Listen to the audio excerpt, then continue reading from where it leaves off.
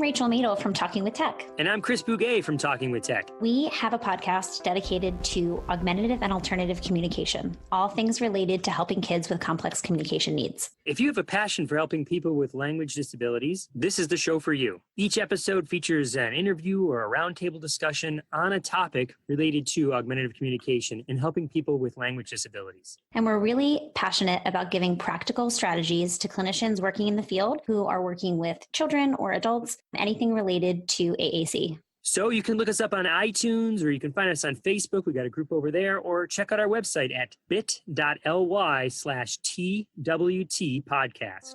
Please join our community of professionals that are working to ensure that everyone can say whatever they want to say, however they want to say it. Please listen carefully. What is communication?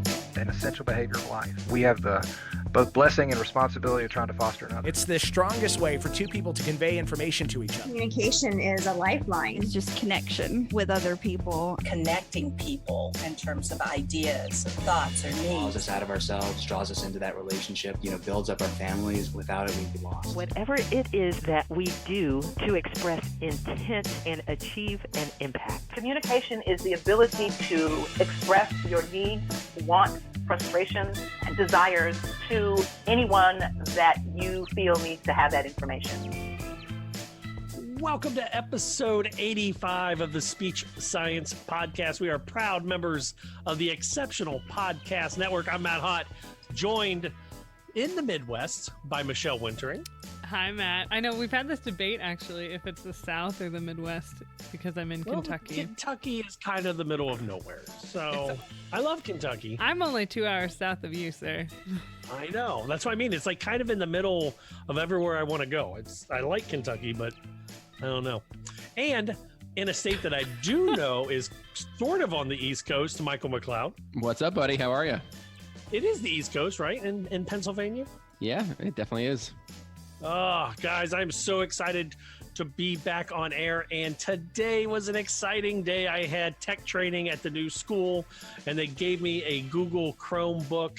And I want you guys to know that officially I feel old because I didn't know how to use my Google Chromebook out of the box.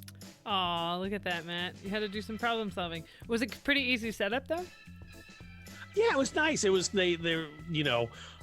so if you work in schools, you might know like Blackboard and Mastercraft and Dazzle and IEP Anywhere and kind of a crash course on how to use all of that with the Google Chromebook. And I'll be honest, 5 years ago, I feel like you could have handed me any technology and I would have been able to go off to the races with it. They handed me this Google Chromebook, and then I got confused when I could hold it like a tablet. And I'm sure I felt like my dad when I give him new technology and I look at it and have to take a few minutes before I go, I need help. You could just ask your, 6-year-old son? Oh, you know what was cute though the other day? I'm just saying they figure it out real quick. He was washing tomatoes in the sink. So I'm glad that he knows how to do that and maybe not run my Google Chromebook. Fair enough. Michelle, we'll start with you. What has Baby Speech Science done this week? Well, he is still refusing to let go when he walks around holding on to things. So he's not walking independently yet, but he's using probably 4 or 5 different signs now because I've been signing with him a lot. And he's just fun. 1 year old is a fun age, a challenging age, but a fun age. Wait till he's 2 and you want to strangle him for screaming at you for 4 hours and not knowing what he wants. Yeah, that happens now too. But then adjusting for him and for me with him in daycare while I'm working. And speaking of learning technology, every time you start a new job, right, the documentation system is different. And that's always been the biggest challenge for me, starting a new job, even though I think I'm pretty decent at figuring it out. But sometimes documentation systems are not intuitive. What are you using over there? Do you know? Oh, this one's a hospital-based one. It's Meditech. I've not heard that one. I've used Kasamba, and I thought that was nice until they updated it, and then I wanted to strangle The ones in the hospitals I know are Meditech and Epic, but I know there's others. And then in my last 2 clinics, privately owned ones that were just rehab clinics, we used Clinic Source, which was specific to rehab, but Meditech and Epic and some of the other big ones are whole programs that are meant for the whole hospital. Michael, you are hopefully maybe baby-free in Philadelphia. What system do you guys use in your private practice? Baby-free. Various. We really work with each individual family to really figure out what works best for them. Mm-hmm. So we really, certain families want handwritten notes, certain families want, things typed up. So we really, we tailor to the individual family for those specific needs. Man, private practice sounds so much more fun. It certainly has its ups and downs. It definitely does. It's like, oh, you want a handwritten note? I will handwrite you a note right here. Like or like home healthcare, they're like, can you do this 18-step checkbox? And then if you don't do it right, we're not going to tell you. And them being the computer system, not going to tell you what you did wrong until you second check everything before you can sign it. Oh, it's taking you 2 hours? Sorry. Yeah, that sounds bad. That sounds really bad. Now, you also, I know you've said before, Mike, with private practice, you do provide super bills to your families. Is that right? Yes, I do. Yep. So that is just where you're providing documentation and the codes for them to submit to insurance? Exactly. Yes, where they're able to potentially receive some out-of-network benefits by submitting a paid receipt to their insurance, and can retroactively get paid back. Got it. Yep. Very cool. See, you make private practice seem easy, and I know from your Facebook and our conversations before that you are probably one of the hardest working people that I know to keep that private practice running. But like, man, you describe it and it makes me want to run out tomorrow and start a private practice out of my backyard. Well, us SLPs are really capable of doing anything. So that's a real fact. So we work so hard in this graduate program and all the prerequisites and bachelors we have to do and our externships, and we're really, sometimes we kind of blend in with all the other people, but I think us SLPs are shoulders above everybody else. Well, I'm a type B person, so I don't think I can do that. No, you're type, I you're think type you A. could. You have enough middle ground on that, Matt. You are not strictly type B. Oh, I am. I put up a very good facade. I'm that extroverted introvert, I guess you could say. But we want to hear from you at home before we get too far. Make sure you head over to our website, speechsciencepodcast.com. And from there, you can find all of our previous episodes. Also, check us out on Patreon, patreon.com/speechsciencepodcast. And we want to hear from you, so this is where you interact. So get out your cell phone, 614-681-1798. Save that thing because you can text us during the show or give us a phone call and leave us a voicemail or email us, speechsciencepodcast@gmail.com. Or if you love the social media side, someone hit them with the hashtag. Hashtag SSPod on Instagram. And Twitter, and I still have to give you the Twitter username and password. I thought you were running the Twitter, Matt. I am, and I just post updates every now and then retweet people. Perfect. That's all I do. Hey, on today's episode, Michelle, you talked to a pediatric dietitian? I did, yeah. A couple months ago now, but I know we've been saving that interview. Martha Ferstl, she's in Tucson, Arizona, and she's worked in different settings, but she's a pediatric dietitian, specifically in the NICU at a hospital in Tucson, and works hand in hand with a lot of speech therapists, especially with the itty-bitty babies and feeding. So she was great to talk to. I learned a lot talking to her, and I think it's pretty cool to learn from kind of our sister professions who we don't necessarily know a whole lot about, but we're going to see in different facilities that we work in. That's pretty awesome. Also today, if you were to lose your hearing, which voice would you want in your head as your last voice? Also, we're going to look at a study about the effectiveness of a classroom vocabulary intervention and an audiologist who has decided to take the big step into politics. But I figured we'd start off with the big article, Michelle, you brought us to our attention, but has been blown up all over Facebook. ASHA is looking to develop a new certification program for SLPAs.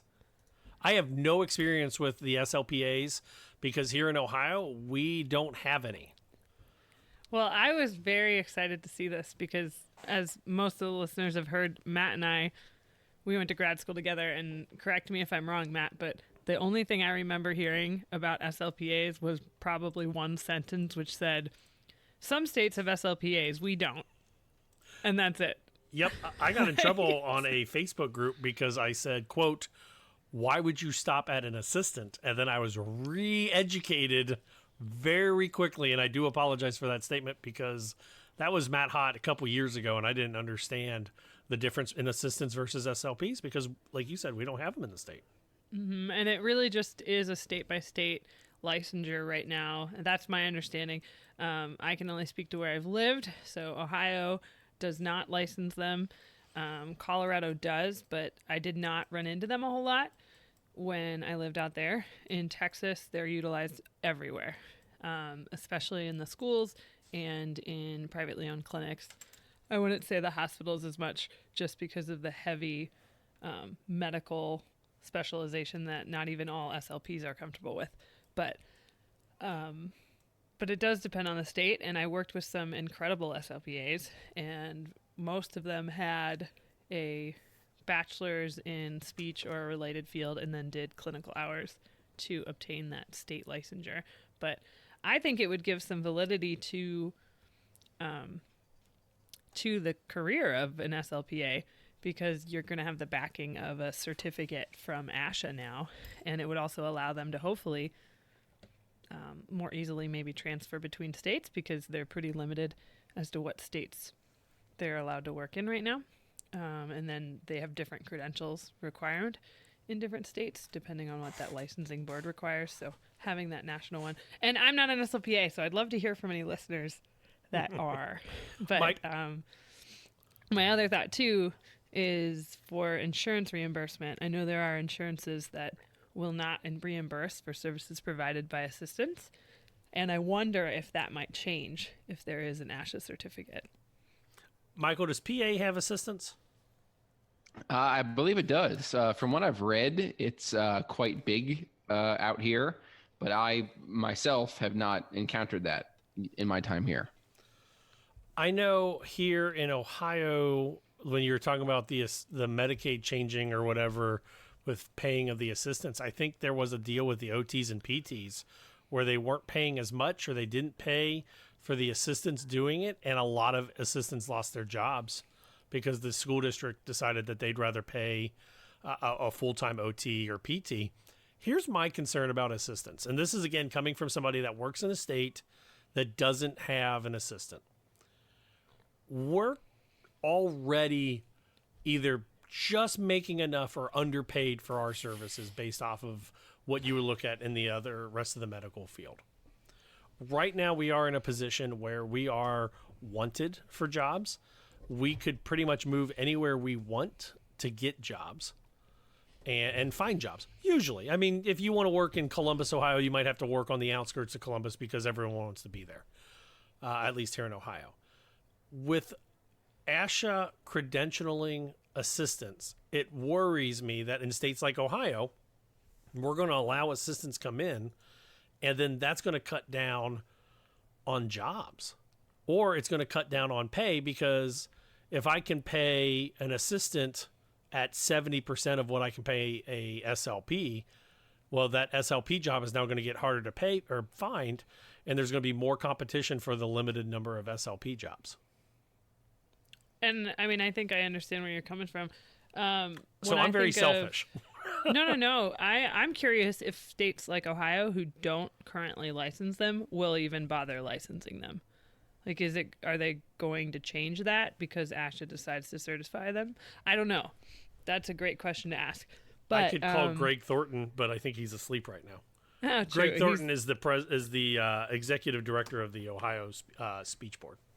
But I do think it does give validity to people who have chosen that career path. And, PTAs and COTAs are a lot more common, I guess. And True. I heard this analogy once that an assistant is supposed to be, say you have that large caseload. There could be a benefit as well to having an assistant, Matt. If you had an assistant working at your school, now you as an SLP could narrow down your treatment caseload and basically have extra arms. Like, you're still approving that SLPA's treatments, but could that be a benefit to you? I don't know. It totally depends. And it depends on school districts. It depends on all different settings. But the analogy I heard was that an assistant is really supposed to be an extension of the SLP. Because they're not diagnosing. My only counter to that would be to contact your senators and congresspeople in your state to have them change the law so that your caseload isn't crazy and out of control like it is in Indiana or Arizona or a couple other states that I don't know, but I've heard horror stories of 150, 200 kids. And then That's you don't insane. need assistance. What'd you say, Mike? That's insane. Yeah, I was on Facebook on one of the groups, and I want to say it was one of the plain states. So Montana, maybe? And someone was saying that she had almost 200 kids with assistants. So she was in charge of the 200 kids, but the assistants were seeing those children. You know what I'm talking about? Yeah. So I don't know. I mean, what's the jobs like out in Pennsylvania if you guys have assistants?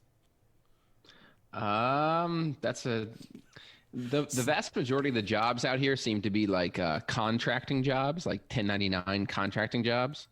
So I think that's what I see when I log on to like Indeed and things like that. So I think SLPAs are certainly, I don't think they're allowed to do all of the treatment themselves. I think they're allowed to help with paperwork and therapy planning and things like that. But in terms of the actual treatment, I think you need to be a CCC. Oh, okay.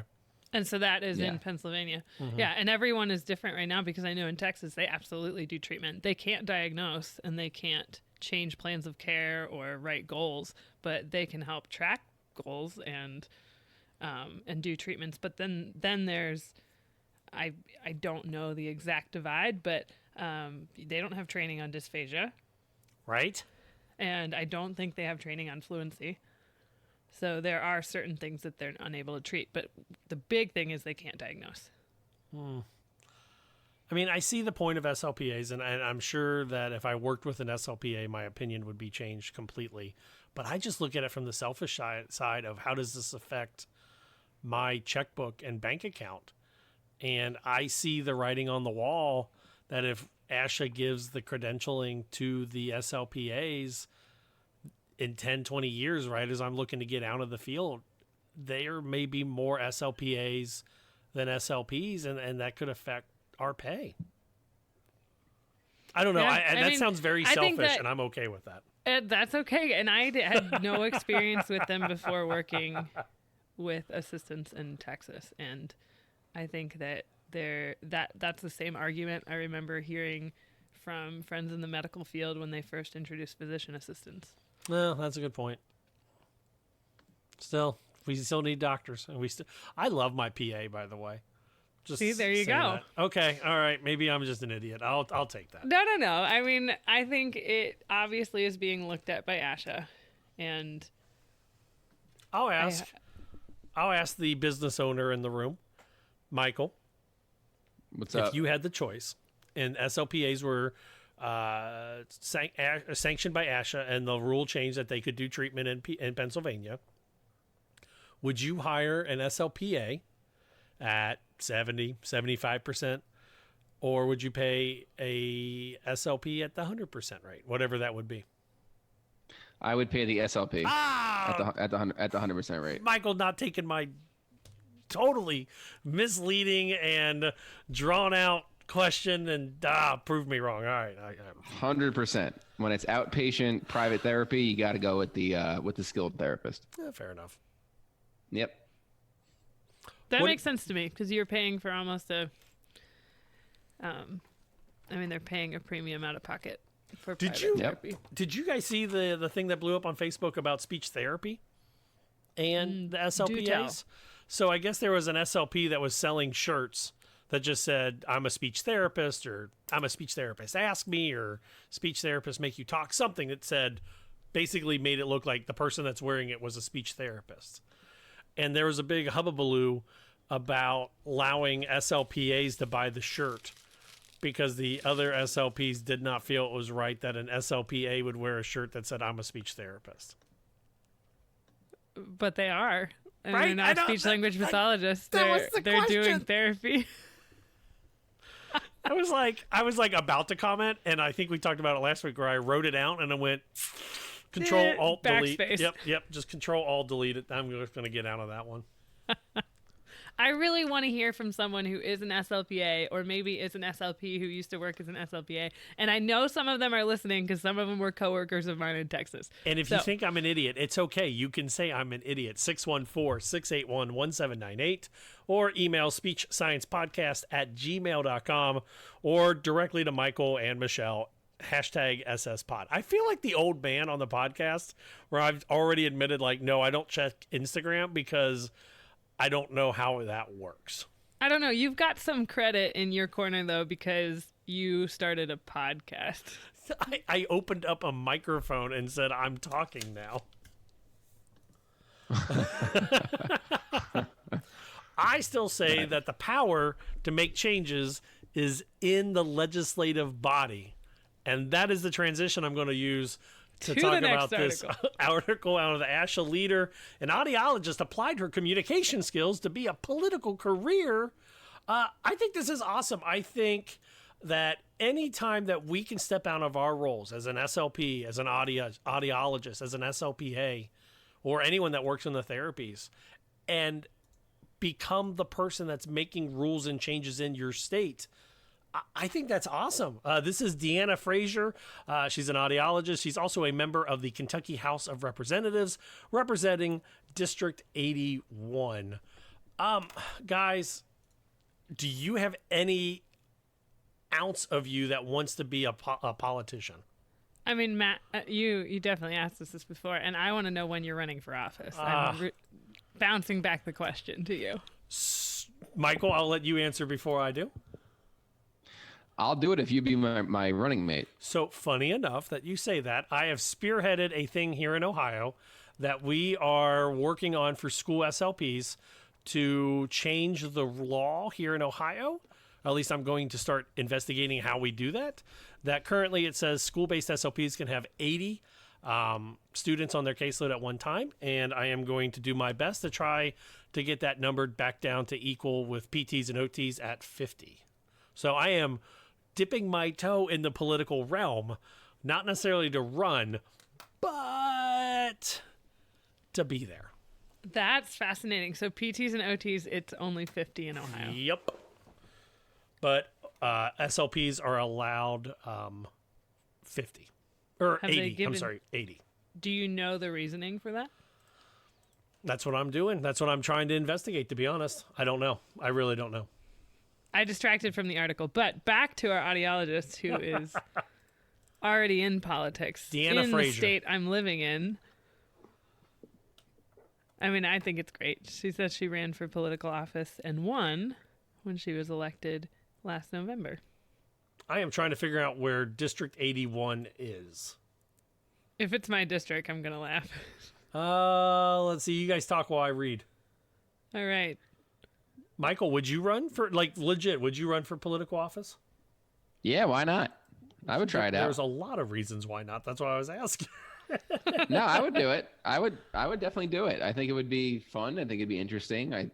I feel like I basically do that now anyway in terms of like outreach and marketing and that kind of stuff. So yeah, I would definitely do that. I'd be happy to do it if I had the opportunity. Sure. I'm hesitant to, but I feel like even our discussions about it, Matt, have made me more open to it, that I would consider it if the opportunity was there. Right now, I haven't lived somewhere long enough that I would feel comfortable running for office there. I mean, in a couple of weeks, we have an interview that I was able to do with the Arizona State Superintendent. And she was an SLP, Kathy Hoffman. She was an SLP that stepped down of her role as an SLP and traveled the state and got some votes and won. Wasn't Elizabeth Warren an SLP? Undergrad. Undergrad SLP. Mm-hmm. Okay. Okay. That counts. I think she went for communication disorders and then became a politician and now running for president. Found it, guys. District 81, Representative Republican Deanna Frazier, Madison County. Are you near Madison County, Michelle? You know, I'm going to have to look at a map of Kentucky and figure that out. It's near Richmond? I'm in Hardin County. It's the home of Eastern Kentucky University. Meade County. Nope, I'm not Eastern Kentucky. Sorry. But still, you know what? more I do it, I'm like, oh, maybe I should do local township and maybe become something local or statey, because we need somebody that cares about our kids and cares about what we do in the therapy realm. And I really feel like most of the people that are elected have no idea what we do. I agree with that. Nobody has any idea. That's true. Even a lot of the parents we work with have no idea what we do. Or teachers. You mean you do more than work on stuttering and R's? Exactly. True story. I call patients to schedule for home health care, and I'm not picking on any of my patients, but I'll say, hey, I'm Matt from blank, and I'm the speech and language pathologist. And they're like, I talk fine. I'm like, well, so you know how you choke? I'm supposed to help with that. And they're like, oh yeah, I'm waiting for the guy that does that to call me. And I'm like, I'm that guy. And the person will always be like, that's me. Why don't you lead with that? And I'm like, well, because you don't want to hear me say I'm the speech, language, memory, cognition, executive functioning dysphagia pathologist. Exactly. Well said. I wish you would introduce yourself as that when you call someone all in one breath, Matt. Coming up after the break. What'd you say? Everything's about language. Everything's about language. Funny you say that. Coming up after the break, we're going to talk about the effectiveness of classroom vocabulary intervention, and we're going to talk about which voice would you like to hear if it was the last voice you could ever hear before going deaf. But before we do that, we want to hear from you. Head over to our website, speechsciencepodcast.com, and from there, text us 614-681-1798 or call us on the same number, 614-681-1798, or email us speechsciencepodcast@gmail.com. Someone tell them how to find us on the social media. #SSPod. My mic was muted. Sorry. What is our Instagram account, by the way? Speech_science. There we go. Or Speech Science PC on Twitter. I do know that. Oh, podcast. Got it. See, not politically correct. Podcast. All right, we'll be right back. You're listening to Speech Science.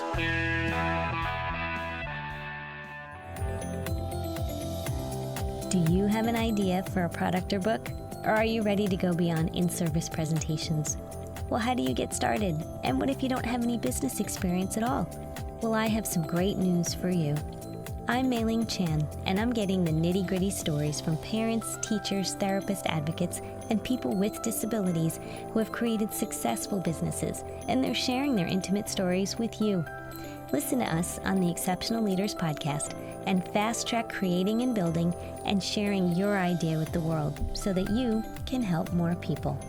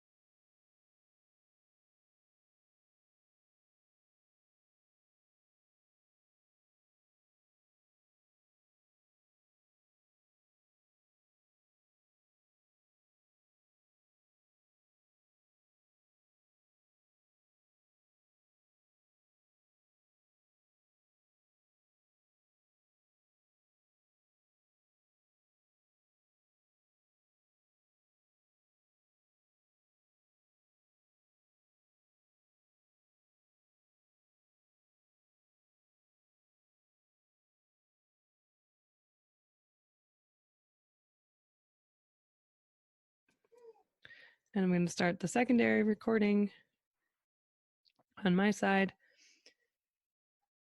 And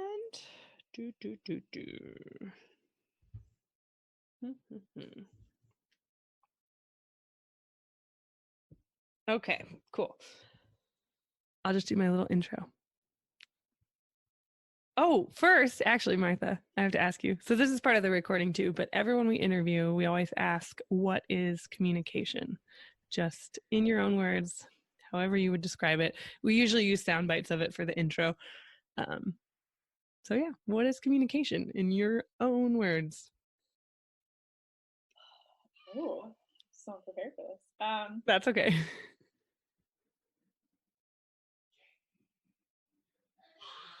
I'm trying to not use the word communication in my definition because that's illegal in the world of definitions. Fair enough. There's illegalities in that. I guess the best definition I could come up with would be interaction between people, although not always. Animals communicate as well. But between people, whether it's verbal, nonverbal, physical, what have you, but sharing of ideas, thoughts, feelings between people. Awesome. All right, let me check if you, I don't know, can you sit a little closer to your computer? Yes. I think I'm losing your voice a little bit on that end. Yes, I can. Hey, that's a little better. Okay. Awesome. All right, so I'll do my little spiel and we'll get going. This is Michelle, and you are listening to Speech Science. And today I have the opportunity to sit down with a dietitian friend of mine. She lives in Tucson, Arizona. Her name is Martha Ferstl. I said that right, correct? All right, Martha Ferstl. And I also knew her before her last name was Ferstl, so I just about messed that up again. But Martha Ferstl, she has a master's degree. She is an RD, so that's a registered dietitian, and LD, which is a licensed dietitian. So Martha, if you can, first off, just tell me a little bit about yourself. Sure. So I am, as you said, a dietitian. I have been a dietitian, it'll be 10 years in September. I started out, as all dietitians do, getting a bachelor's degree. Mine is in food science and human nutrition, but every dietitian's in some sort of foods and nutrition type realm.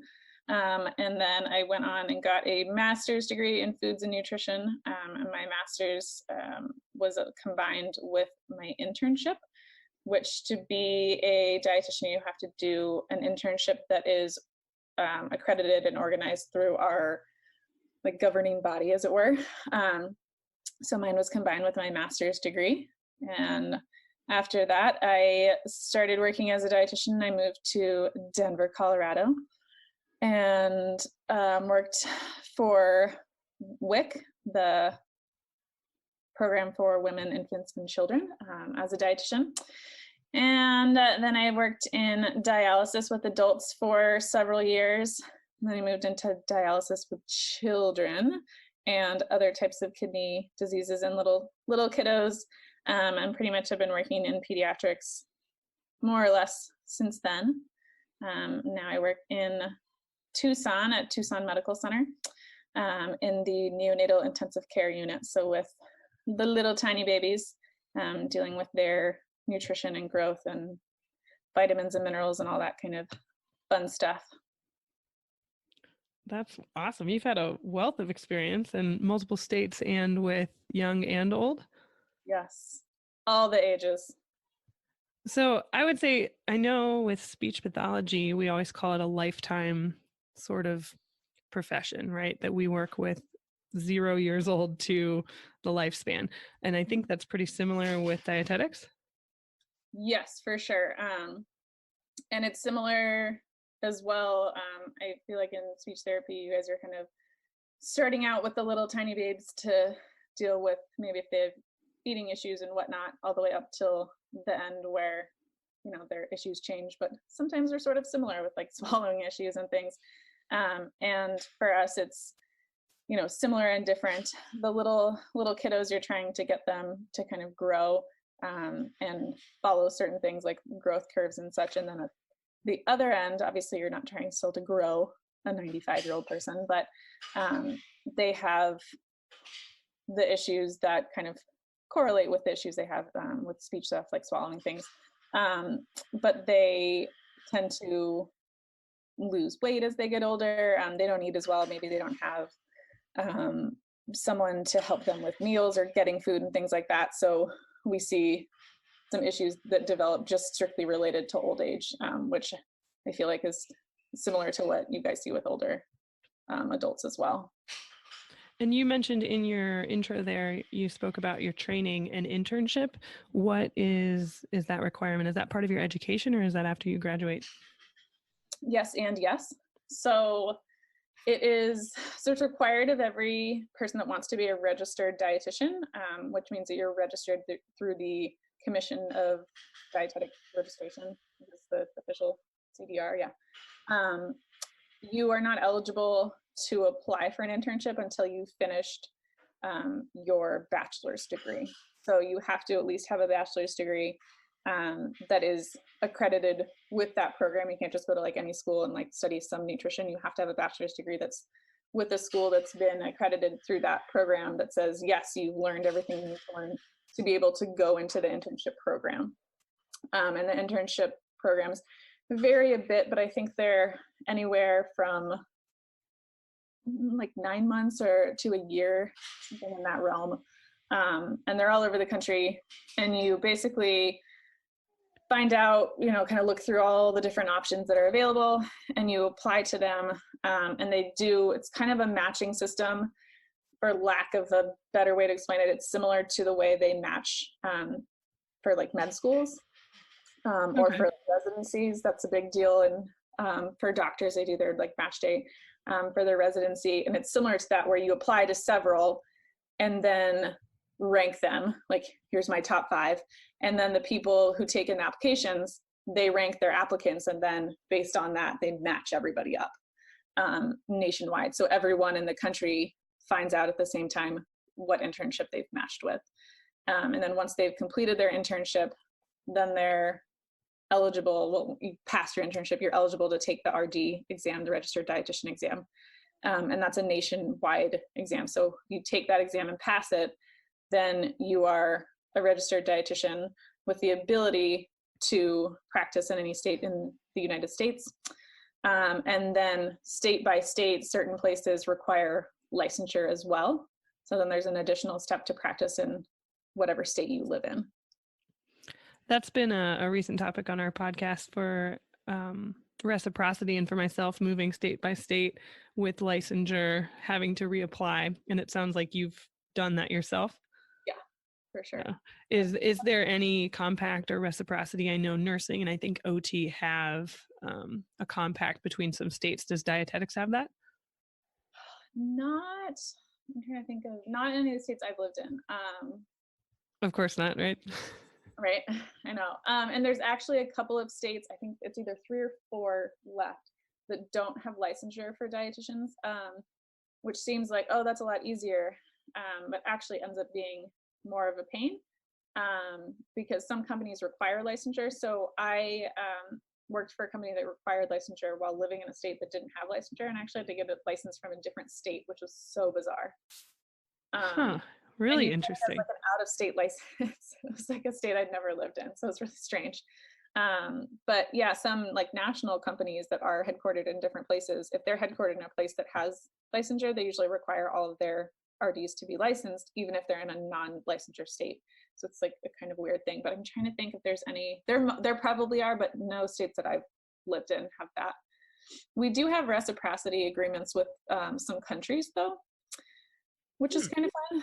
Basically saying that like the training and stuff that we have gotten here is equivalent to the training that they do in their countries. And if I wanted to move there, or someone wanted to move from there to the US, their credentials would follow them. They wouldn't have to sit down and take the RD exam. They would still have to get licensed in whatever state they wanted to practice in, but they could use their credentials there. So off the top of my head, I want to say it's the UK, Ireland, Australia, I think Canada, maybe 100% sure on Canada.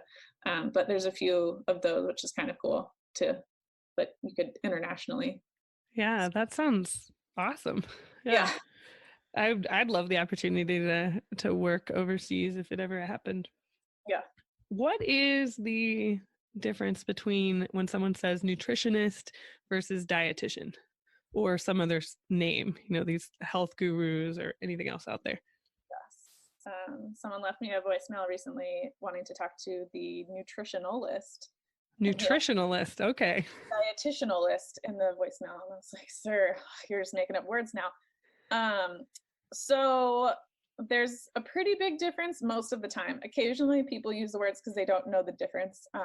The social worker I work with calls me a nutritionist all the time. and then she realizes that it's wrong and she changes it. But a lot of times it's just people not knowing exactly the right word to use. However, there are lots of people that refer to themselves as a nutritionist, and you will generally not meet a lot of dietitians who would refer to themselves as that. So those people are definitely telling you a different credential. So dietitians all have to be trained in basically the way I said, with having the bachelor's degree first and then applying to the internship. A lot of us also have an additional degree, whether it's a master's or a PhD. There is some talk about whether they want to require dietitians starting at a certain year moving forward to all have to have a master's degree before applying to the internship. So that might be, it might be heading in that direction. But still, all of that is kind of accredited through the same governing body. And it is specific in terms of what is taught and what is trained. Dietitians work in tons of different areas, but we're trained in several different areas. So we do training in hospitals, we do training in community service type of areas, such as, like, I did some training in a senior center, also in a WIC office. We also do training for food service, school nutrition, like all of these different areas. Whereas a nutritionist, technically it doesn't, the title doesn't apply to anything specific. So you can say you're a nutritionist. Your child could say he's a nutritionist. Anyone can say they are, because there's no official sort of thing that decides what it is. There's nobody saying this is what a nutritionist is. It's just a big term, basically. So a lot of times people will maybe get like a certificate or do some kind of like class at some place that's like, oh, I took a nutrition class. And then they sort of market themselves as a nutritionist and they want to give out nutrition advice. We're not generally huge fans of that because it can be dangerous. Understandably, yeah. Because people are minimally trained. Now, could the average person sit down with someone and be like, hey, you should stop eating a bunch of junk food and drinking like gallons of soda a day, and maybe you should like exercise? Yes, the average person can give that information. However, we see patients with medical diagnoses and various things that what they do nutritionally could have a huge impact on their health, and honestly, as dire as it sounds, living or dying. For example, I had a patient who's on dialysis. When you're on dialysis, your kidneys are not regulating the things that are in your bloodstream correctly. So certain things can go way up or way down, and they're really dangerous. One of those is potassium. If you eat a lot of potassium, your kidneys aren't processing that out. The dialysis machine has to do that, but you still have to be really careful with what you eat. And I had a patient who went to his doctor, his medical doctor, and the doctor said, hey, you should take this multivitamin. This would be a great thing. And it was like a powdery stuff that you added to, I don't know, water. And so fortunately, he brought it to me first before he took it, because he thought I should check and make sure this is okay for someone who's on dialysis. And it had so much potassium in it. And I was like, please don't take that. Don't do that.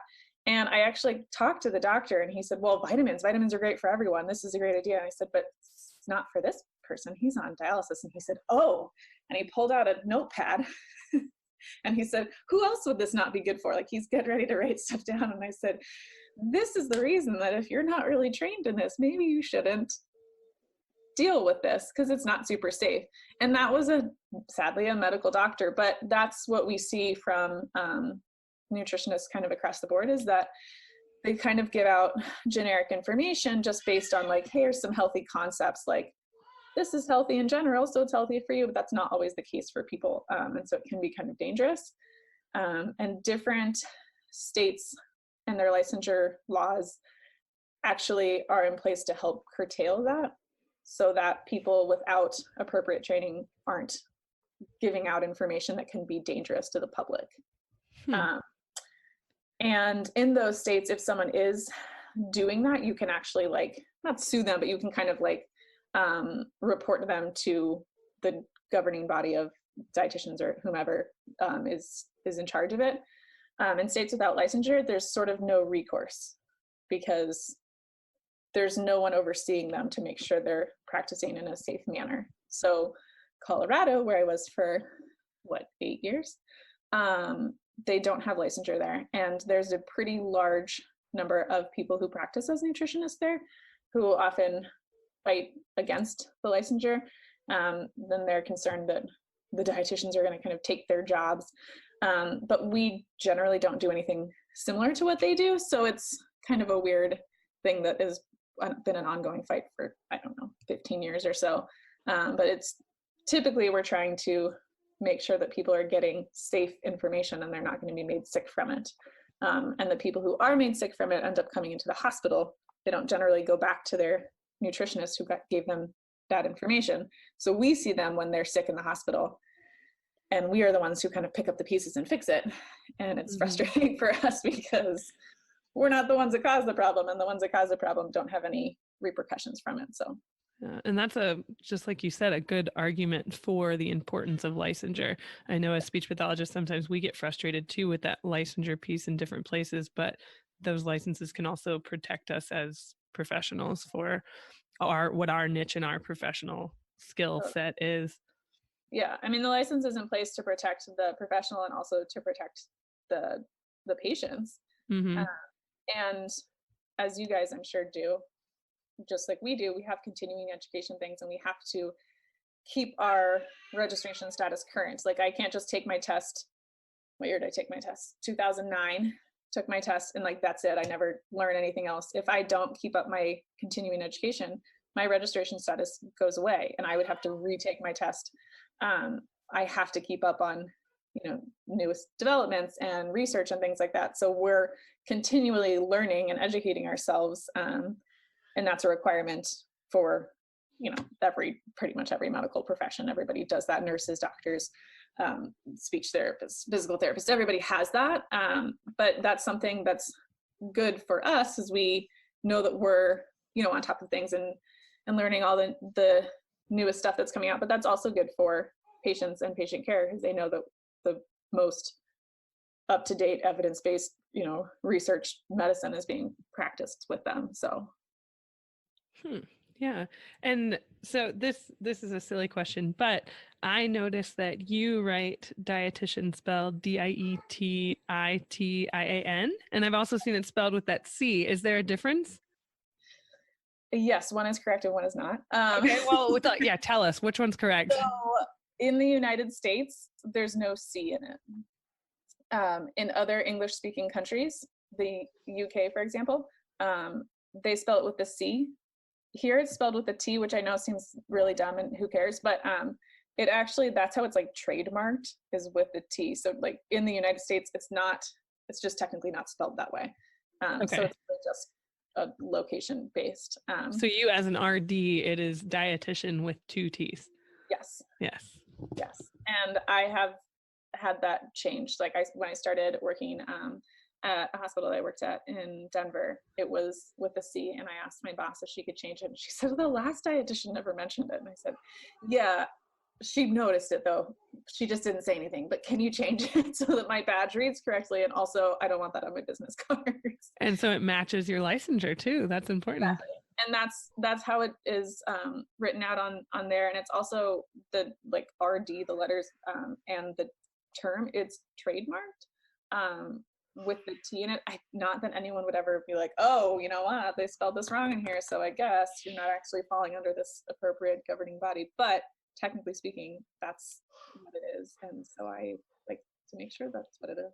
Hey, I'm okay with that. Words and language have importance, and you want to make sure it matches up. And as a speech pathologist, I hope that anyone listening to, that we can make sure that we are writing our referrals correctly too, if we're sending someone to a dietitian, an RD, not a nutritionist. Yes. And whatever dietitian you are sending them to, we'll so appreciate it if you write RD or if you write dietitian out, especially if you spell it with a T. They will be so excited.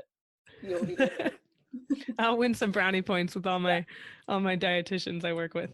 Yes. So on a fun side, what made you want to become a dietitian? Well, I started out my schooling, like most dietitians do, in civil engineering. Perfect. Because I really liked math and science, and both of my grandfathers are engineers, and I was like, cool, they seem to love it. One of them worked for companies that worked with NASA to do all kinds of stuff during the space race, which I thought was the coolest thing ever, and I wanted to be cool like him. And so I went to school for that, and my first year of undergrad was in civil engineering, and I hated it. I liked generally, yes, math and science, but I really hated engineering, and I was really sad about it because I was so excited about the concept.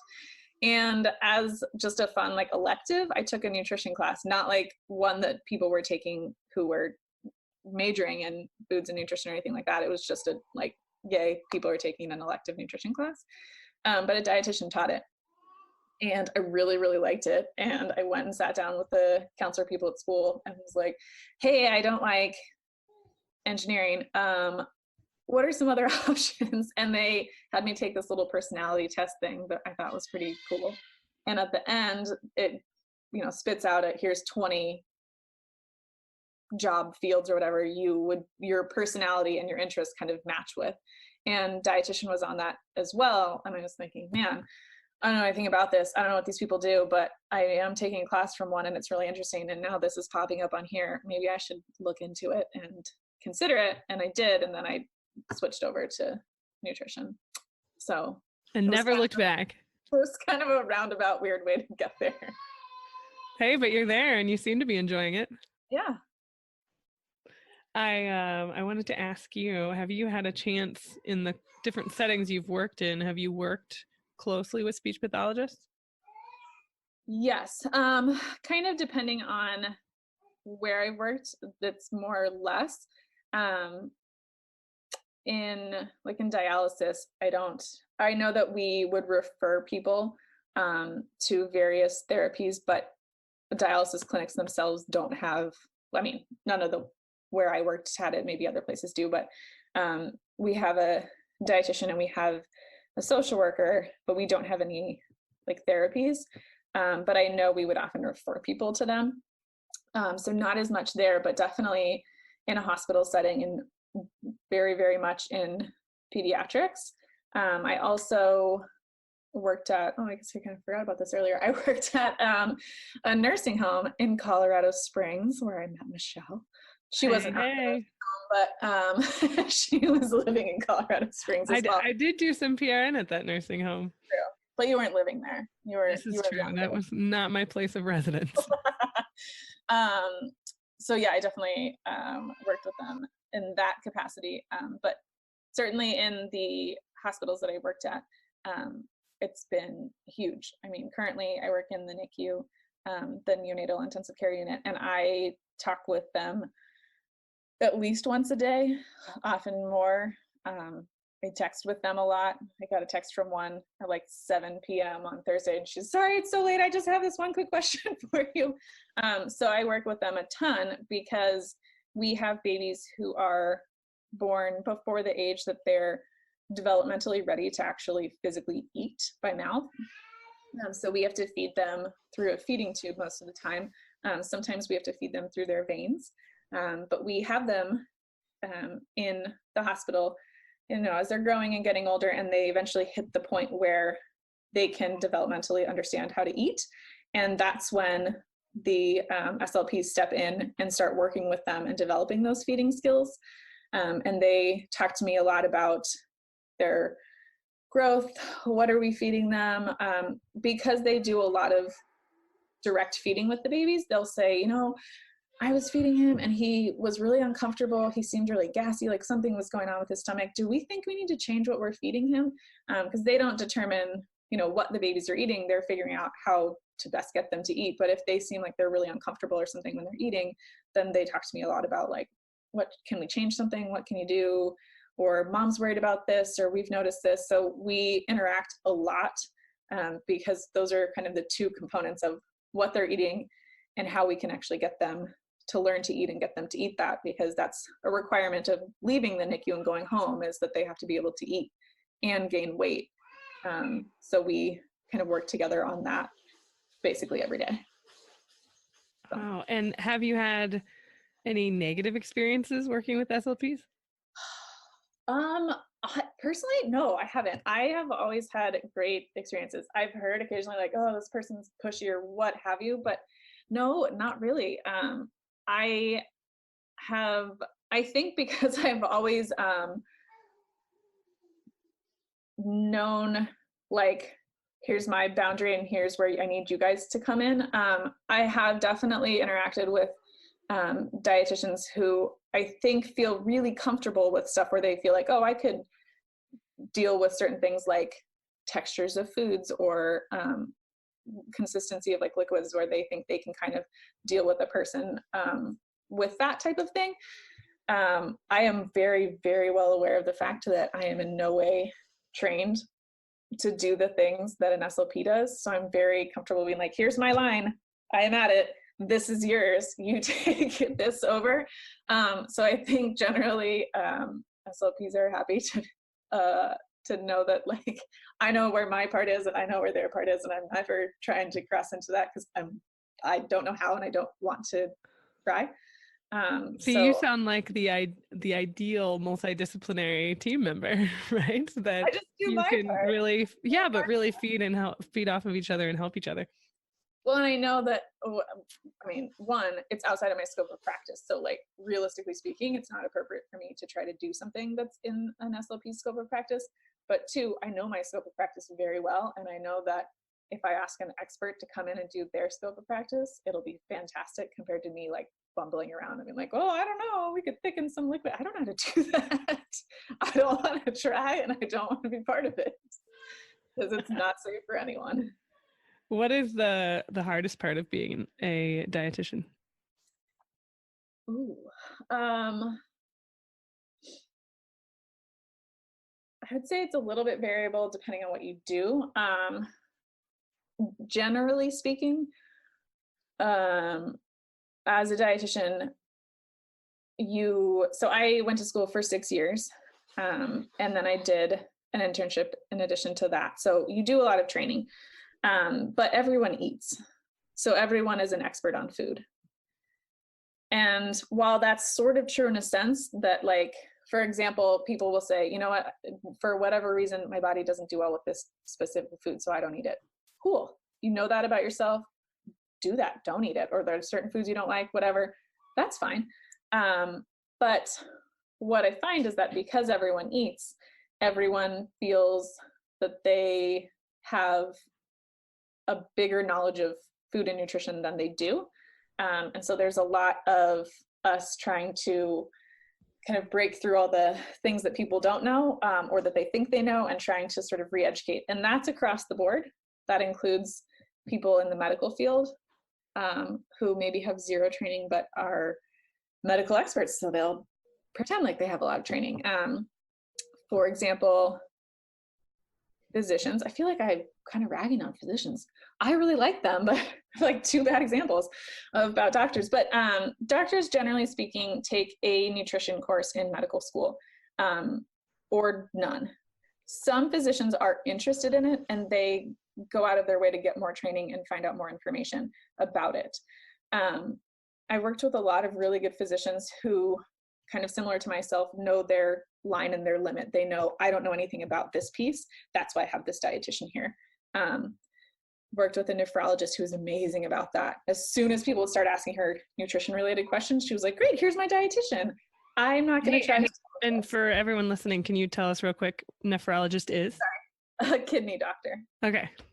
So yes, and the kidneys, that's a lot of nutrition related things, but she would never try to answer this question. She would always defer that to me. And if someone would ask me like medication questions, I'd deferring back to her. So it was a good relationship.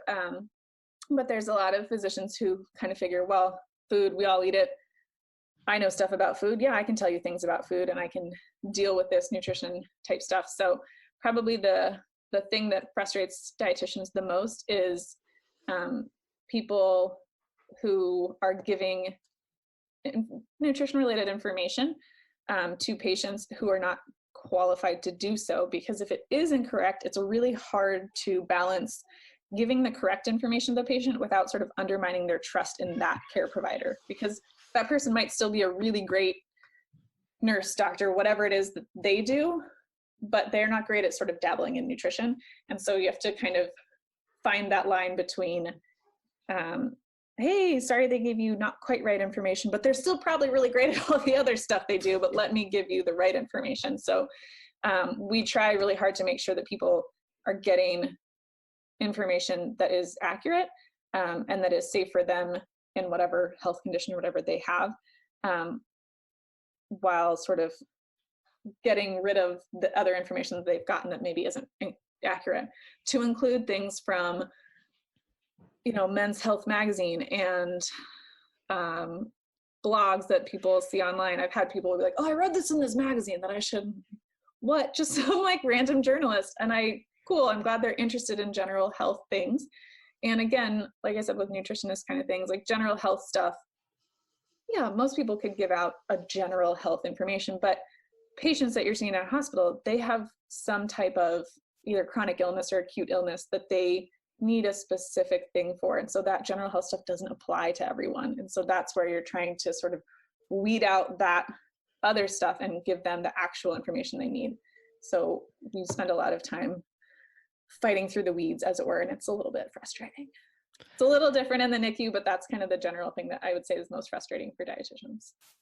I think a lot of SLPs can empathize with that in some ways, especially in the medical settings of feeling a little bit of that encroachment. I know that's a topic with our national board too, of trying to make sure other professionals know what our lane is and where we overlap and where we can support each other. What is, flip side of the hardest part, what is your favorite part, the thing that makes you go to work every day? I would say currently, I really like working in pediatrics, and now I'm working with these tiny babies, which one of the things that they have to do in order to be safe to go home to their parents is that they need to grow and they need to get bigger and be kind of at a safe size to go home. And that's my job. So basically I'm taking babies who are born 1 pound, 2 pounds, 3 pounds, and getting them to a weight that they're kind of safe to go out into the world. And what's neat about that is that you're kind of at the beginning where you're sort of helping to build up this little person. That I like doing that because it's a little bit different than when you're dealing with adults. You're sort of doing like disease management and kind of trying to clean up some issues that people maybe have, like over the past 50 years, they've developed certain things or chronic conditions or whatever. And with the baby, you're basically starting from scratch and you're kind of making them into this little healthy little being. And it's really, as I said, I went into civil engineering because I really liked math and science. It's really heavy math. I do obscene amounts of calculations a day, which I like doing. My mom always jokes that nobody uses algebra after high school or after college because nobody uses it in their job. I use it about 17 times an hour. So there, dietitians too. I do so much math. So I get to do all this math, but basically, studies have been done to figure out exactly what babies of certain sizes and certain ages need. And I figure out how to get them all of those things. So all of the macronutrients and micronutrients that they need to grow correctly. And then because they're in the hospital for a long time often, and we weigh them every day and we're watching them every single second of every day, I can see exactly how it's working and change things if it's not working quite right, which most of the time dietitians will make recommendations or changes to what a patient's, either their diet or kind of what they're doing, their regimen, and then you don't see them, or it takes months for the change to kind of make any impact. But for these tiny little babies, it's like a day or two. And so you can really see the change happening in front of your face, and it's kind of awesome. Even like there's certain labs, we follow all their lab values, but there's certain lab values that are super important nutritionally speaking. And, something will be like really high and out of whack. And then I make a change and then it comes back to normal. And the doctors are like, hey, it worked, just what you did. And I'm like, oh, this is awesome. So that part is really cool for me. I really enjoy that. And to see that data and you can see the quick changes is pretty amazing. Yeah. And I think probably if you asked some of the other disciplines that work in the NICU as well, they would probably say the same thing. Some of our SLPs, they work in our NICU, and they also work in, we have a NICU aftercare clinic. So for babies that were in our NICU with certain kind of diagnoses or certain gestational ages that they were born at, they're followed up in the aftercare clinic. So it's actually kind of cool. Our SLPs see them when they're first born and then later on up until age 2. But I know that they'll see them and then maybe they'll see them 6 months later or something. So they're not kind of following that constant progression. Whereas in the NICU, they get to see day to day how they make progression, how they change. Same with like the physical therapists that are in there. They can see day to day, hey, we did this, and now, you know, their head's moving like this and whatever. So I think it's kind of cool for all of us to see the progression of the little changes that we make and how it changes day to day with the baby. It's kind of fun. Now, switching topics just a little bit, I know recent news in speech pathology, especially those who work in feeding or dysphagia, have been talking a lot about the IDDSI, the International Dysphagia Diet Standardization Initiative. And have you had any experience with that yet? Implementing it in where you're working? I know NICU is a little different. Yes, kind of. So I went to, I told you about this because I sent you some stuff from it, but I went to a pediatric nutrition conference in September at Chalk Children's, which is in Southern California. And they had their SLPs actually give a big talk about it and explained it all, which was super interesting because the majority of people at the conference, there was a few outliers, but it was mostly dietitians. So it was really nice for all of us to see that information and kind of learn about it directly from an SLP, and also reminded me of, wow, you don't know anything about this. This is why you don't deal with this stuff. But I thought it was interesting to see how kind of hard they'd work to standardize everything, which having the training and stuff that we do as dietitians, we do a lot of training in food service, which sounds like a vague term, but a lot of that is, generally speaking, the like food service department of a kitchen, which is where they would be, you know, they get the order of the patient's diet or liquid needs to be this consistency, but they're the ones that are kind of making it into that. And I've definitely seen at different places like, oh, this is sort of their version of that. This is their version of this food consistency or this texture or whatever. And I think it's awesome that someone's thinking, hey, wait, we should probably make this super standardized so that wherever a person goes, it's exactly the same. And safety-wise, I think that's really awesome. It's definitely not something that our patients in the NICU don't eat food. They get breast milk. Fair enough. So it's a little bit different for us, and we don't like pick in anything in there. But I know that in terms of the consistency of it across the board, I think that is something that every dietitian that I've talked to about it, who's either read up on it or been at a presentation about it, was like, oh, this is so awesome that they're standardizing that. And I think it's super smart. And I've told you that I've been asked to do a talk about nutrition related to food textures and consistencies and things. And all I thought was, wonder if I can get that lady who gave that talk to just come and do the talk for me, because I'm not really an expert on this at all. But I definitely will use the information related to it. I'm talking about the nutrition part of it, but I think it's really good information for people to have, especially the people who are doing the work, the people who are creating food to that consistency, or they're thickening liquids and stuff, because a lot of times the people who are actually physically doing that are not people who've had tons of specialized training in it. Mm-hmm. So having something that just tells them this is exactly how it's supposed to be, I think will be beneficial safety-wise in the long run. And hopefully we can use the same terminology, because I've experienced that as well, where different settings, dysphagia level 1 means something different in this hospital versus this SNF. So I hope that it can be some positive change. And I think it's a great example of that multidisciplinary collaboration between ASHA and is it dietitian and nutrition, or what's it called? It's called A&D, Academy of Nutrition and Dietetics. There we go. Okay. I'm like, I should know this. I think that is a good point, though, because the terminology that's used in different places is different. Even if they're referring to the same things, they'll often use different words and different phrases, which is confusing. But also, yeah, I think standardizing that will be helpful. We noticed that with like different types of diets in a hospital, like one hospital calls it this, one hospital calls it that. And I don't mean like texture, consistency kind of thing, but like a diabetic diet or a diet for someone with like cardiac disease, like disease, that they call them different things or they have different things. Like there's a lot of standardization that I think would be helpful facility to facility. All right. My last question before I wrap up with you has two parts. Okay. But if you've got an audience of speech pathologists right now on this podcast, right? So what would be one thing that you want SLPs to know about your profession and one thing that SLPs can do to support RDs? Ooh, okay. I'm gonna answer the last one first. I think that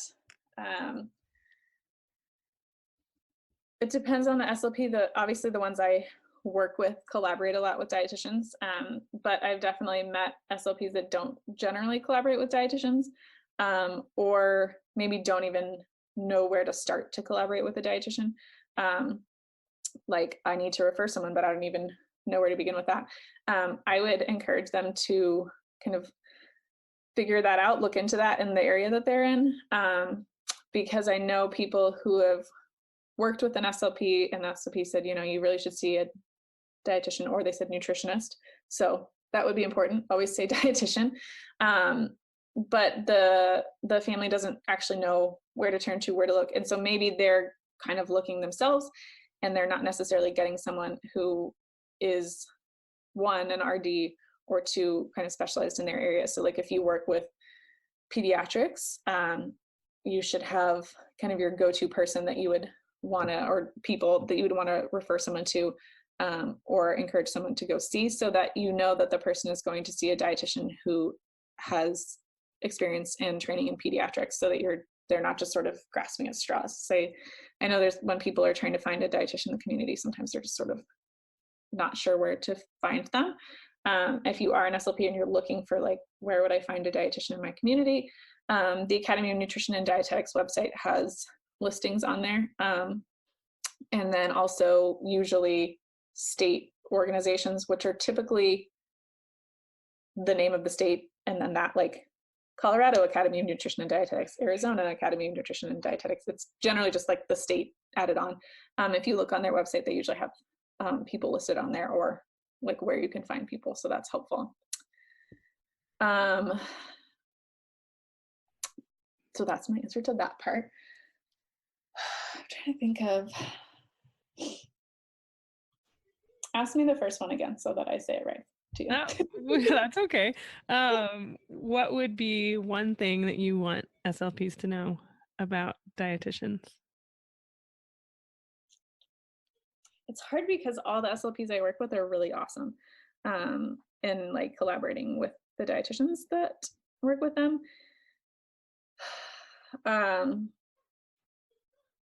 But I guess the thing that I would most recommend would be, one, I'm sorry if you've worked with a dietitian that has overstepped his or her bounds into SLP world, because I swear that we don't all do that, and I apologize for that if anyone has. But we apologize for any SLPs if they've overstepped it too. Good, I'm glad we cleared the air on that. But two, I've definitely, because outside of my professional world, I know several SLPs, and I know that they have at times felt sort of frustrated in the sense that they felt like they had to sort of do both things. Like they're trying to figure out how to get a patient, like how this patient can eat, but they're also trying to figure out, you know, what they can eat or what they should eat or how much they should eat, or if it's a child, like how much they should be growing, or they're kind of trying to do parts of a dietitian's job, maybe not necessarily like on purpose, but because they're being asked that in their job, or the family is asking them that or something along those lines.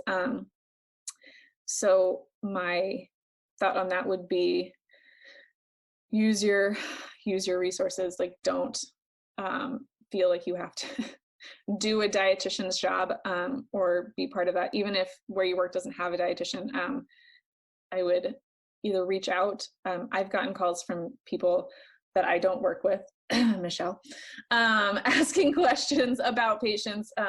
Like, I have a patient that's this age and this size, how much should they be growing? Or I have a child, this, just asking questions like that. Kind of use your resources and reach out to those things. Dietitians are happy to help with that, because it takes 2 seconds for me to tell someone this is how much a child of this age and this size should be eating, or how much they should be growing, and that information that's going to take you a really long time to find. So don't feel like you can't reach out to someone.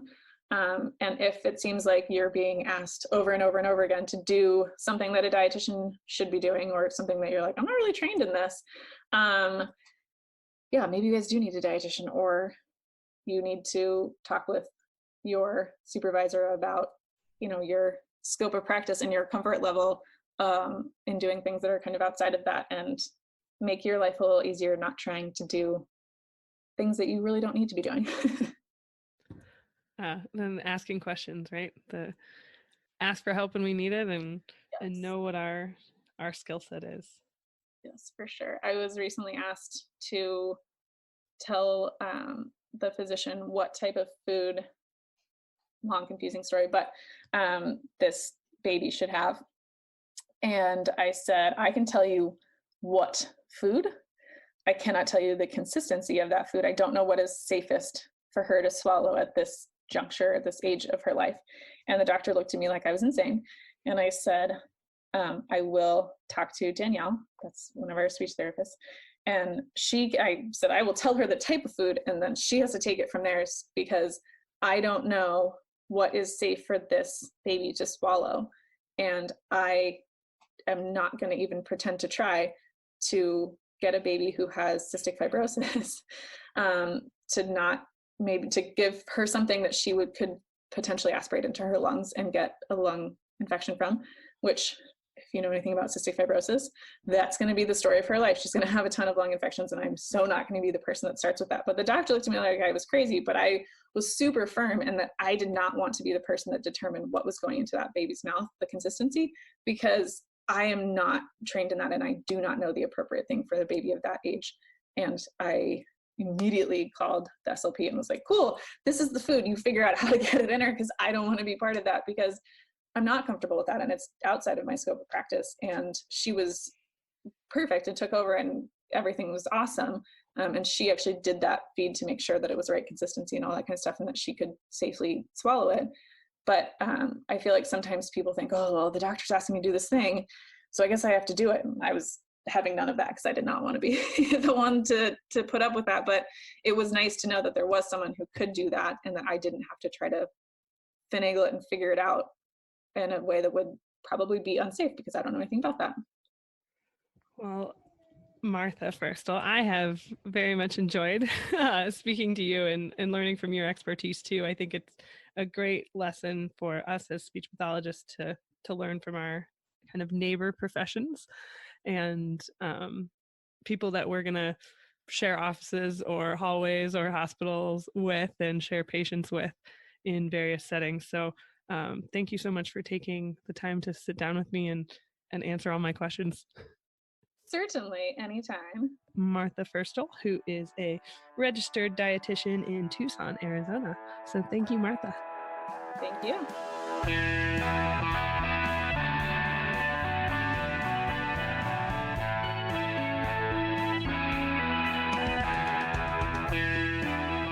Welcome back to Speech Science. I'm the guy that does no sticker charts and doesn't like playing games. I'm Matt Hott, joined by one of the hardest working SLPs I know, Michelle Wintering.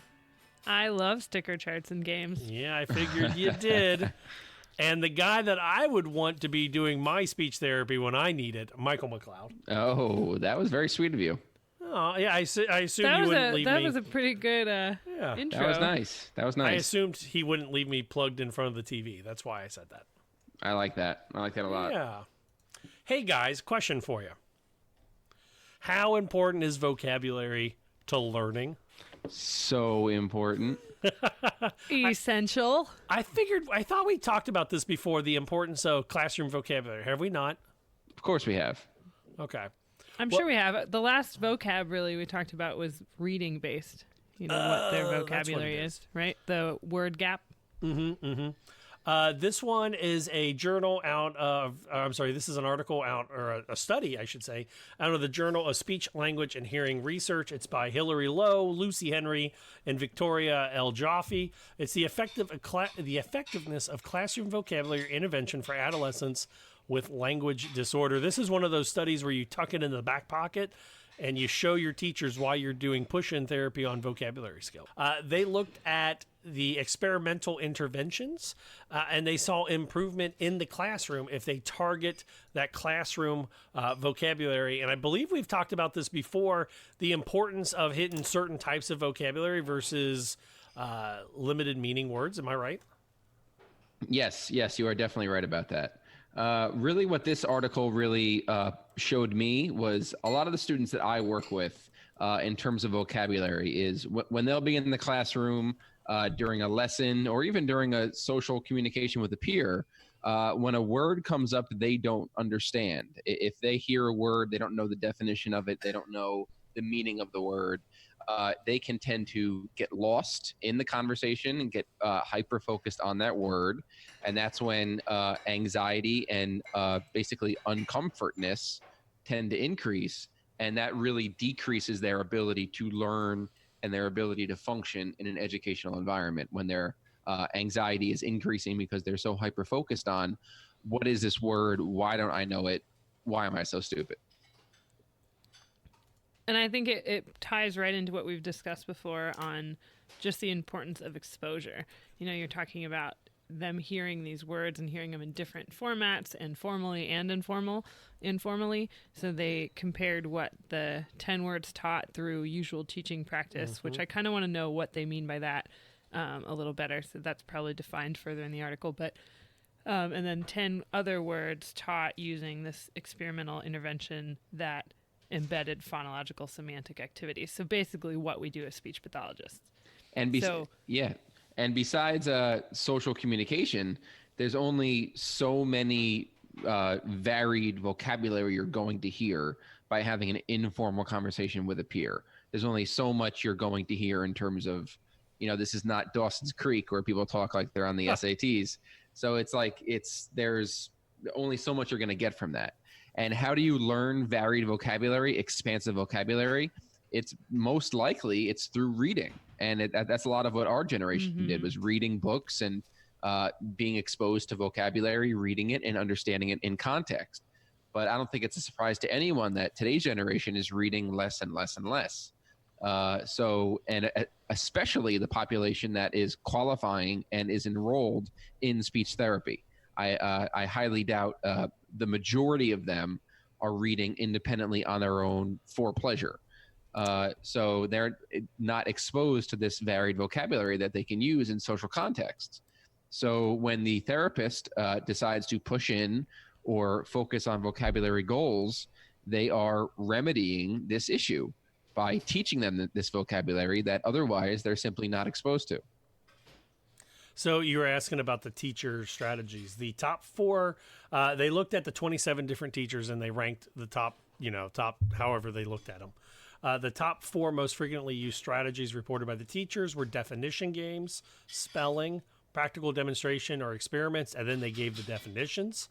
And then the most frequently used strategies noted in lesson observations. So this is what it was observed, not what teacher reported.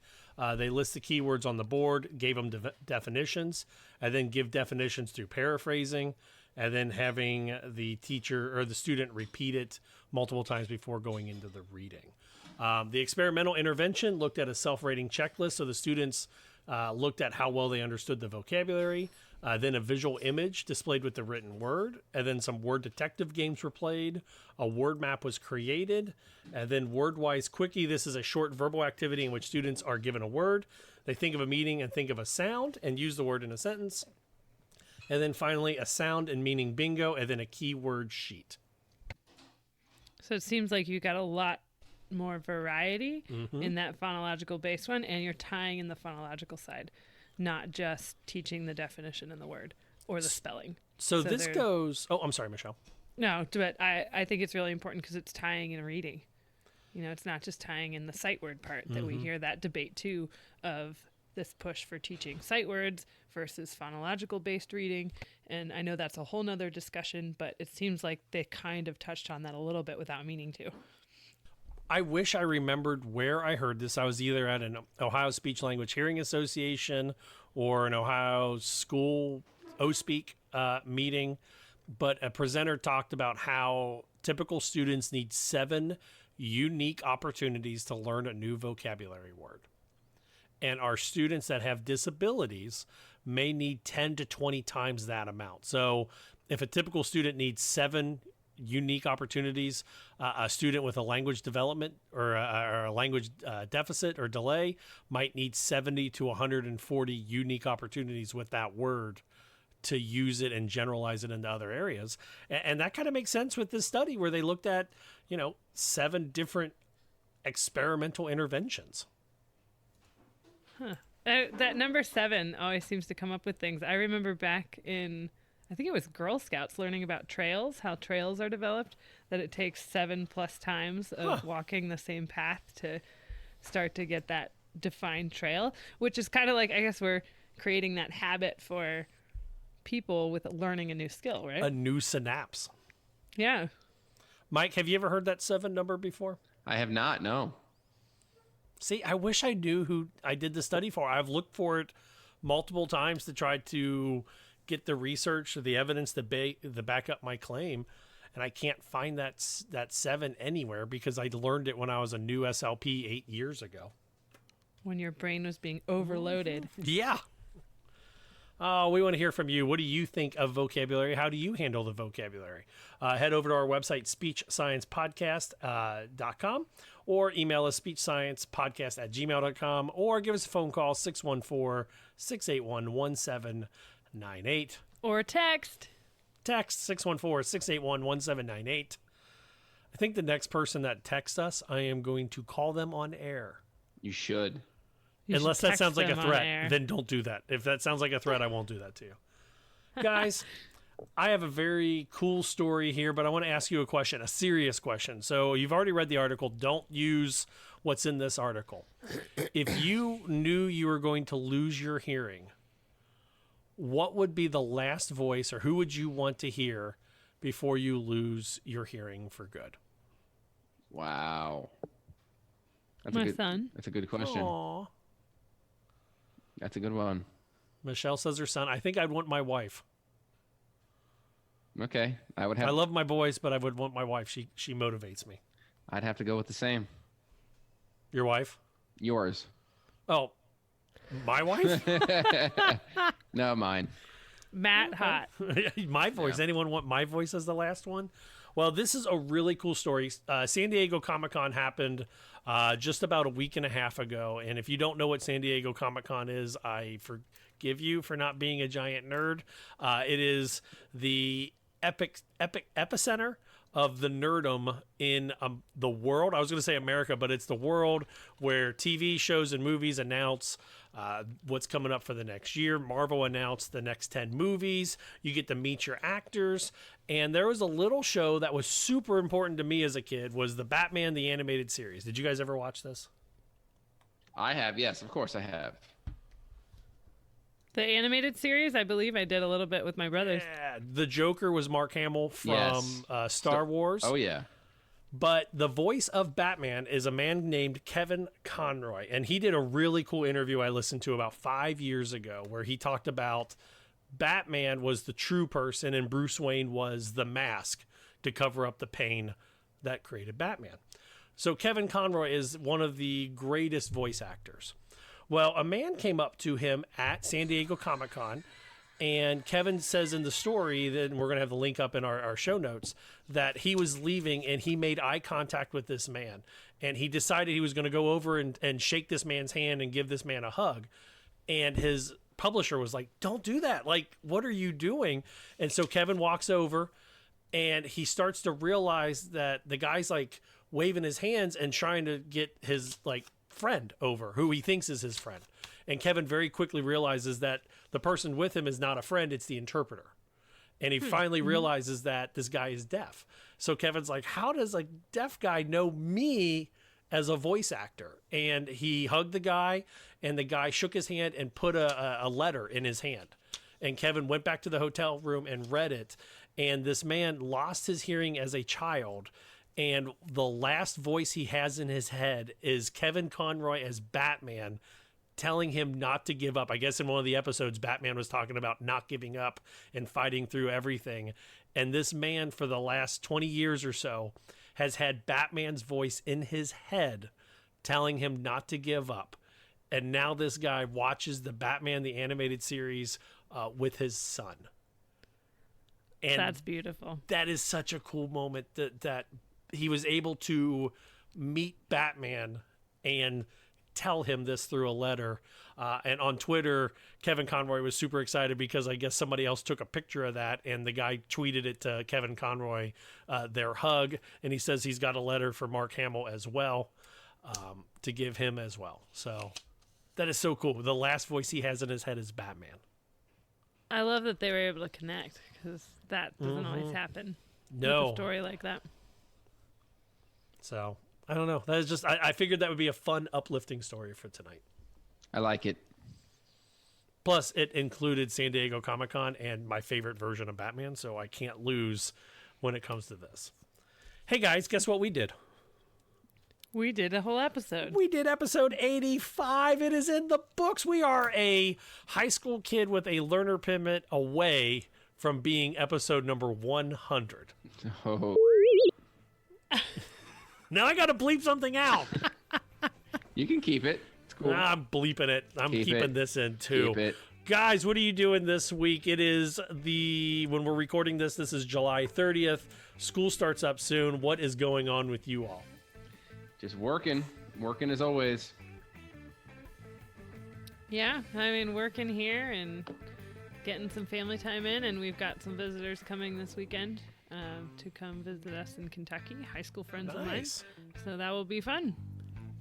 I am doing some experiments with my boys this week that I promised that I would do earlier this summer, and we just never got around to it because we've been doing other goofy stuff. But I am going to teach my son how to suck a hard-boiled egg into a glass bottle of Coke.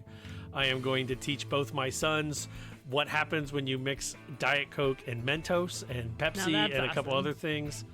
And wait, when you looked at me like that, have you ever done the hard-boiled egg into a bottle of Coke? I have not. Michael? Nope. All right, so what you do, take a hard-boiled egg, deshell it. Then take a match and drop the match into the bottle. It has to be empty, by the way.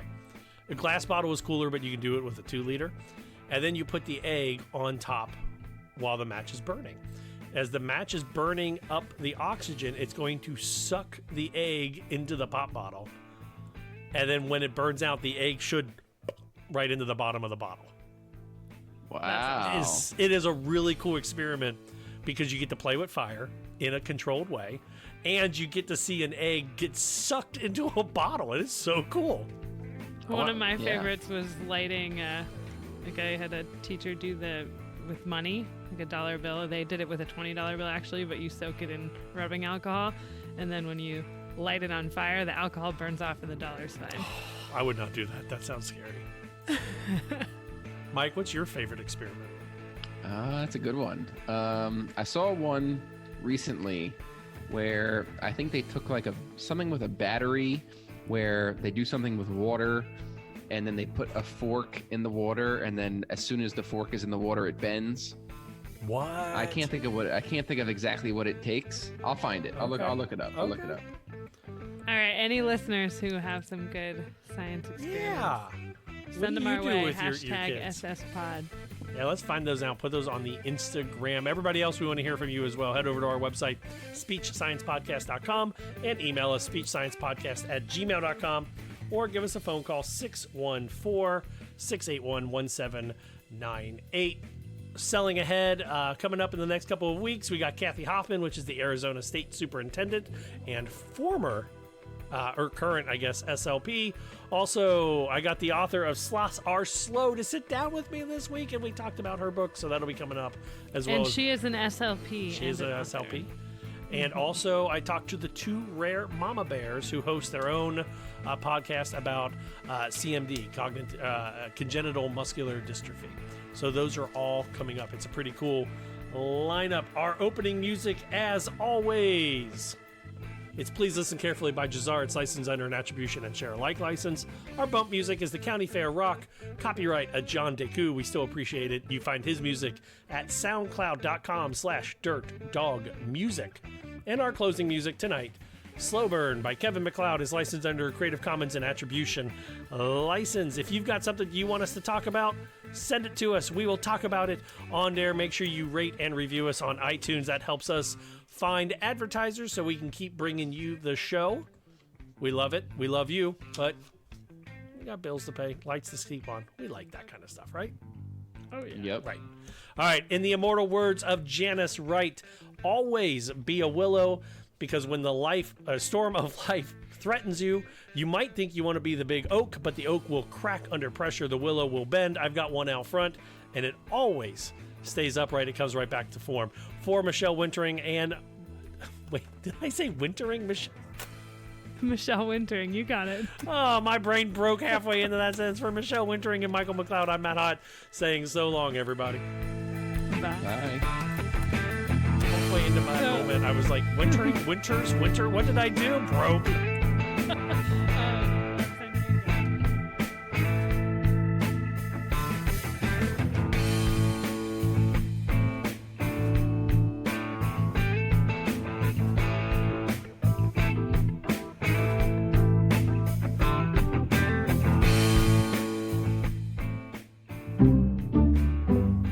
This has been an Exceptional Podcast Network production. Speech Science is edited and produced by MWH Production. Please follow Speech Science on Twitter at SpeechSciencePC and like our page on Facebook. For more original podcasts, please visit exceptionaled.com and rate and subscribe to our podcast anywhere you get your podcasts.